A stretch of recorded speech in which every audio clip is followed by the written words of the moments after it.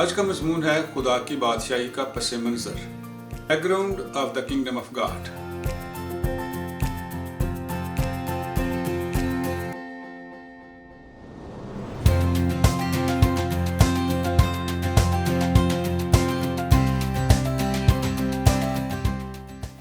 عزیز ناظرین، کتاب مقدس کی تعلیمات پر مبنی پروگرام بھرپور زندگی میں آپ کو خوش آمدید کہتے ہیں۔ پہلی ویڈیو میں ہم نے دیکھا کہ خدا نے کس طرح ابراہیم کی آزمائش کی، لیکن پھر بھی اسحاق کی جان بچائی۔ اسحاق نے ربکہ سے شادی کی اور ان سے یعقوب پیدا ہوا۔ یعقوب کے 12 بیٹے پیدا ہوئے، لیکن ابھی وہ ایک بڑی قوم بننے سے بہت دور تھے۔ پھر بھی وعدے کی تکمیل کا آغاز ہو چکا تھا۔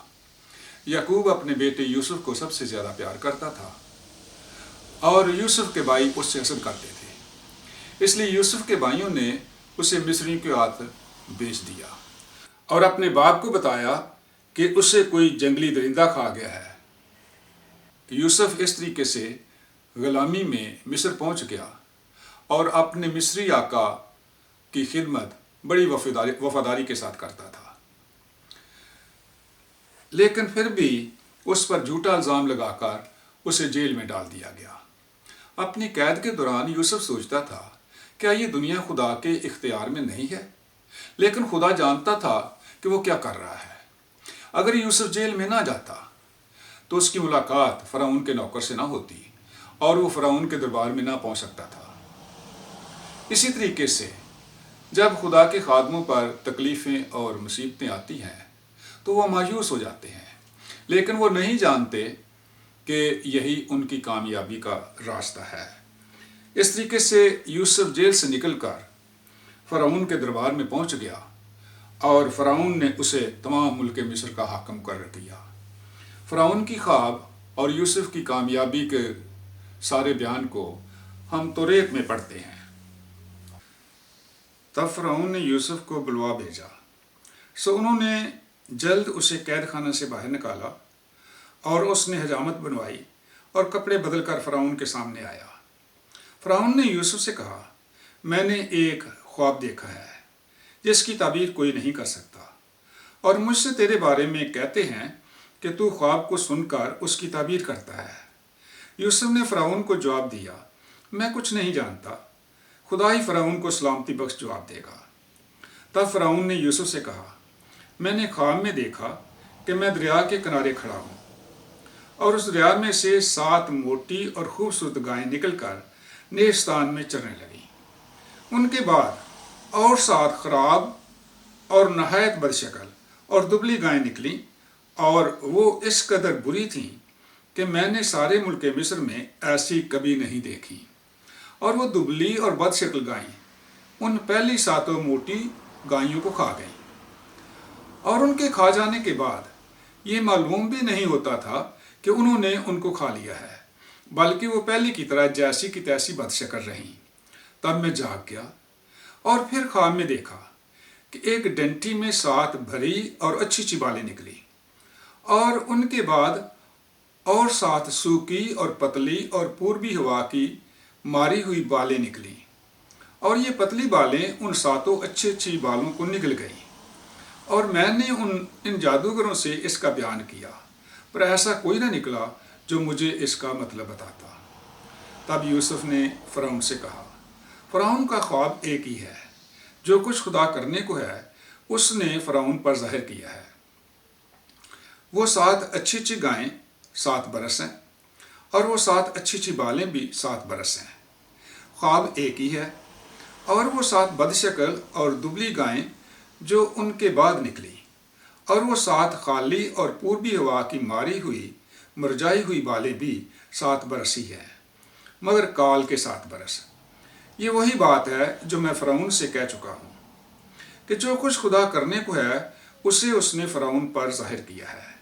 دیکھ، سارے ملک مصر میں 7 برس تو پیداوار کثیر کے ہوں گے، ان کے بعد 7 برس کال کے آئیں گے، اور تمام ملک مصر میں لوگ اس ساری پیداوار کو بھول جائیں گے، اور یہ کال ملک کو تباہ کر دے گا، اور ارزانی ملک میں یاد بھی نہیں رہے گی، کیونکہ جو کال بعد میں پڑے گا وہ نہایت سخت ہوگا۔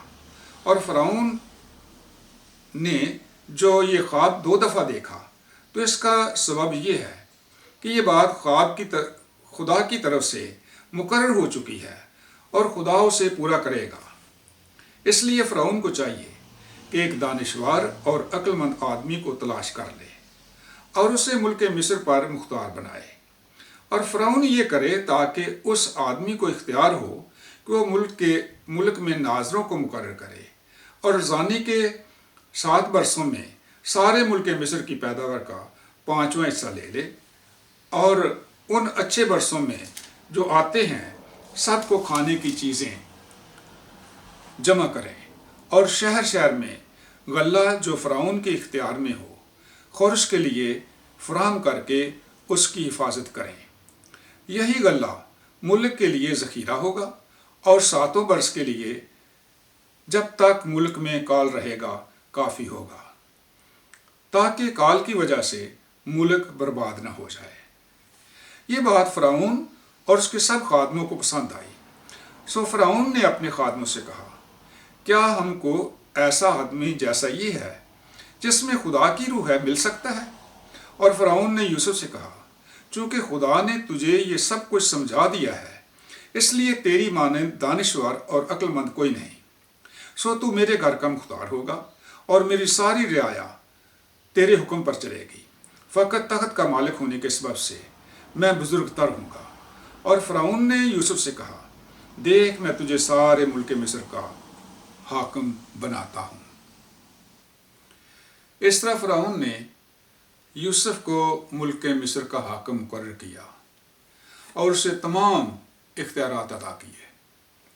اس کے بعد یعقوب اپنے پورے گھرانے سمیت یوسف کے پاس مصر میں آ گیا، اور یوسف اپنے باپ کے گھرانے کی کال کے دوران پرورش کرتا رہا، اور بنی اسرائیل مصر میں آباد ہو گئے اور 430 سال تک ملک مصر میں مقیم رہے۔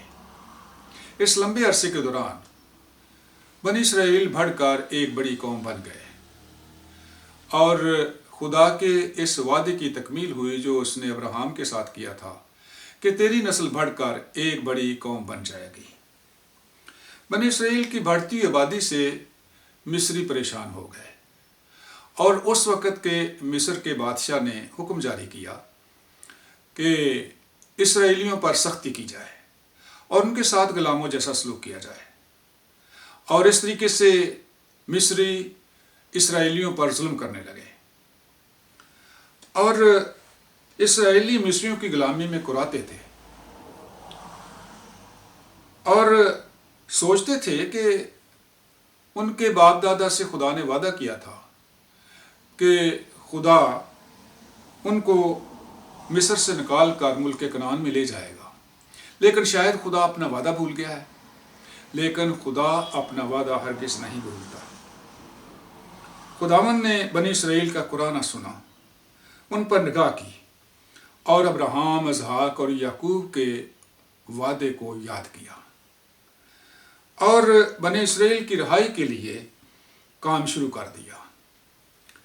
اور خدا جلتی ہوئی جھاڑی میں حورب کے پہاڑ پر موسیٰ پر ظاہر ہوا اور موسیٰ کو حکم دیا کہ وہ واپس مصر میں جا کر بنی اسرائیل قوم کو مصر سے نکال کر ملک کنعان میں لے جائے۔